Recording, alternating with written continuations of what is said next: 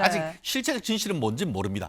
다만 이런 얘기가 나온다는 것은 뭔가 아무런 근거도 없이 나왔다고 보기는 어려운 점이 있거든요. 그렇기 때문에 이화영 전 경기도 평화부지사 이재명 민주당 대표에게 방북 비용 관련된 보고를 했고 이때 사실상 승인 답변을 받았다 이런 검찰 진술을 하면서 이 검찰이 이 대표에 대해 제3자가 아닌 직접 뇌물죄 적용을 검토 중이란 보도가 나왔습니다. 하지만 조금 전 들어온 소식입니다. 이화영 전 부지사 본인이요, 이 쌍방울의 방북 비용 대납을 요청한 적이 없다. 그래서 이재명 대표에게 보고했다는 보도는 사실이 아니다라는 해명 입장문을 냈습니다. 부지사가 정진상 실장 요청으로 대표님 방북 추진했다고 진술을 했는데 어떻게 보세요?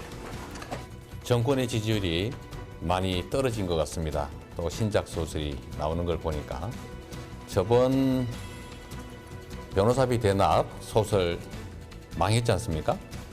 아마 이번 방북 관련된 소설도 스토리라인이 너무 엉망이라 잘 안 팔릴 것 같습니다. 이화영 부지사에게 방북 비용 보고받은 적 없다는 입장 그대로십니까? 그렇게 말씀드렸습니다. 그럼 이화영 부지사가 자기 죄를 자백하면서까지 없는 말을 지어낸 건데 왜 그런 거라고 생각하세요? 가족들의 입장이 있으니까 가족들의 입장을 한번 들어보십시오.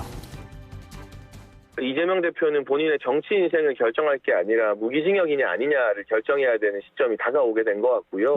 생각보다 수사의 속도가 빨라져서 총선 이전에 만약 민주당이 약속한 것처럼 방탄국회를 펼치지만 않는다면 이재명 대표가 구속될 시기도 점점 가까워지고 현실화되고 있다고 파악을 하고 있습니다. 그런데 이건 뭐 시기의 문제이지 사필 규정이고 너무나 당연한 일이어서 개인적으로 그렇게 놀랍지는 않습니다. 저는 당연하게 그렇게 전망을 하고 있고요. 그렇게 됐을 때 민주당이 그 영장을 정당하다고 할지 정당하지 않다고 할지 또 한 번 촌극이 일어나게 되겠죠. 그래서 민주당의 지난 혁신한 결의가 참 하나마나한 결의였다는 생각이 다시 드는 겁니다.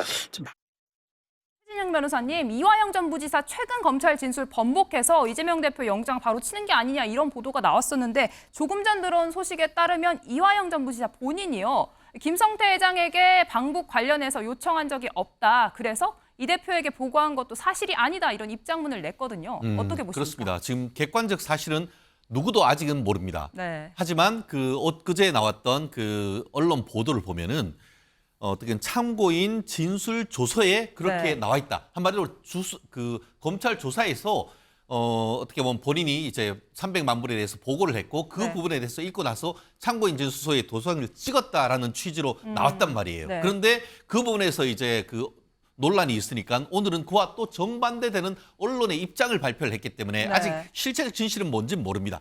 다만 이런 얘기가 나온다는 것은 뭔가 아무런 근거도 없이 나왔다고 보기는 어려운 점이 있거든요. 그렇기 때문에 조금 더 기다려 봐야 됩니다. 다만 지금 그 검찰에 나가서 조사하는 것뿐만 아니고 지금 이화영 지사가 전 그 부지사는 본인 사건이 지금 진행되고 있고 그와 관련된 부분에 대해서 검찰이 법정에서 질문할 때가 얼마 안 남았습니다. 그때 법정에서 어떤 진술이 나오는지 본다고 하면은 지금 논란은 그의 법정 진술 하나로 어느 정도 정리가 될 가능성이 높다고 봅니다. 네, 당장 다음 주에 관련된 재판이 예정되어 있습니다.